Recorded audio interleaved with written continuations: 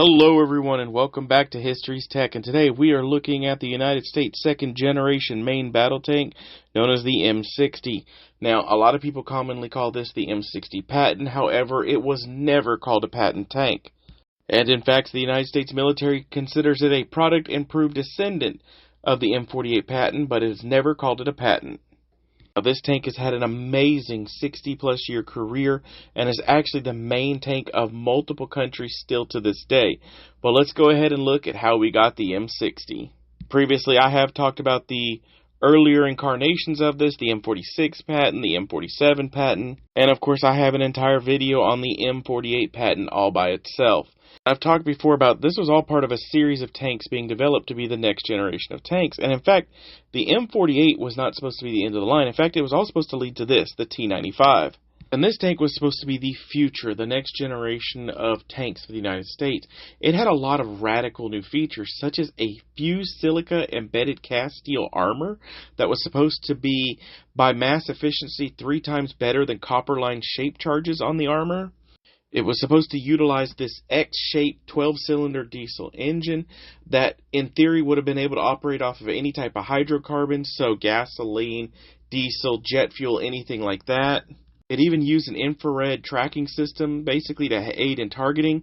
However, all of this would basically be thrown away because of various issues, but the biggest one was this tank right here, Soviet T-54, which had actually been captured during the Hungarian Revolution of 1956, when one of these basically drove onto the grounds of the UK embassy. And after the British basically allowed the United States a chance to look at this, they realized that this T-95 was nowhere near qualified to take on the T-54. So the United States basically decided to abandon the T-95 and go with a new design. To deal with the cancellation of the T-95 and the need for a new tank, the XM60 prototype was developed. And basically this took the T-95's turret, which actually did work, but with a larger barrel on it, and made it with an upgraded M48A2 model chassis. And so combining these two projects together would eventually give us what we now know as the M60. Now, the version seen here was actually the one tested with a 120mm cannon, and the other model they actually tested with a 105mm. Now, the 105mm cannon would eventually win out as the main gun for the M60. With the first production models being built in 1959, the M60 began its very long-lived career. Even though the M60 was built in 1959 and deployed as early as 1960 to Europe, it wouldn't actually see its first combat until the 1973 Yom Kippur War. It would also go on to be one of the first tanks to successfully deploy explosive reactive armor to defend against guided missiles during the 1982 Lebanon War.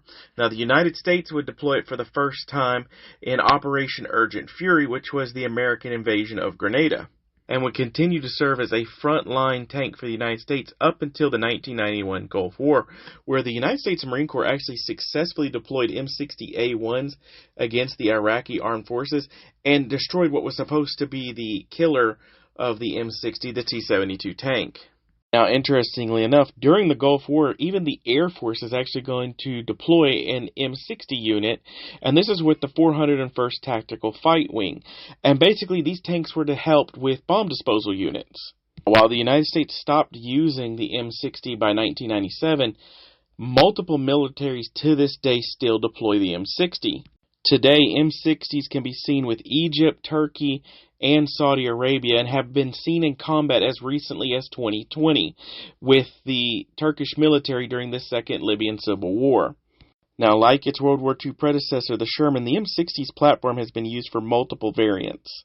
Now, while there are quite a few standard variants that basically replace the cannon with different types of weapons, gun missile launcher mounts, things like that, the specialized variants are really where the M60 shines. One of the most radical variants is the XM1060 Robat, which was the Robotic Obstacle Breaching Assault Tank. And this was basically a mine-clearing vehicle, and it was designed to either have a commander and a driver in armored pods or be controlled by remote control through a fiber optic cable that came out of the back of the tank. Which means at one point the M60 was one of the world's largest remote-controlled vehicles. However, the project basically was canceled in '88, and they never went beyond a prototype phase. However, the mine-clearing vehicle that did get built was the M60 Panther MDCV, or Mine Detection and Clearing Vehicle, which is actually a really cool vehicle. Now, just like the XM1060 Robat, it is a vehicle that can either be crewed by a two-man crew or remotely controlled. This was a much more sophisticated, it had a lot more advantages and was a little bit safer to operate, and 6 of these actually were built. Another rather engineering variant was the M728 Combat Engineering Vehicle, or CEV, and this was basically designed for breaching, obstacle remover, or pioneering operations, and they ended up building 312 of these vehicles. This tank was basically designed to remove obstacles from in the way. It was not made to go into regular tank-to-tank combat, but its 165mm cannon with its HEP rounds, high explosive plastic ammunition, and this is basically fired plastic explosives at a structure and blew it up. The second to last M60 variant that was still in the United States inventory was the M60 AVLB, also known as the Armored Vehicle Launched Bridge. This is an extremely important engineering vehicle, and basically it carries a 60-foot scissor bridge that can be deployed pretty much anywhere in the world, and you can make a bridge when you need to. The last M60 variant that is still in service with the United States is the M48 ARV. Now, the M88 ARV, or Armored Recovery Vehicle, is the most produced variant of the M60 chassis, with nearly 1,700 produced. Now, the M88 is designed to repair, replace, or extract vehicles in combat zones. And unlike some of the other M60 variants, it doesn't look like the M88 is going away anytime soon. Now, sadly for the M60, it was basically a victim of the end of the Cold War. The cost of upgrading the M60 to the A4 model wasn't worth it, and instead the United States decided to upgrade the M1 Abrams to the M1A1. But there you have it, a quick look at the development and history of the M60. In all honesty, the M60's history is way too long for me to do it in a short, less than 10-minute video.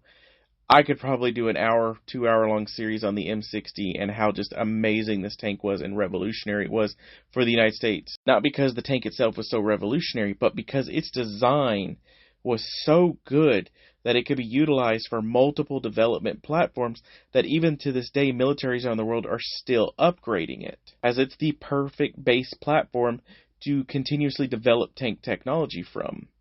But that's it for today. I thank you for joining me, and I look forward to talking to you on the next time.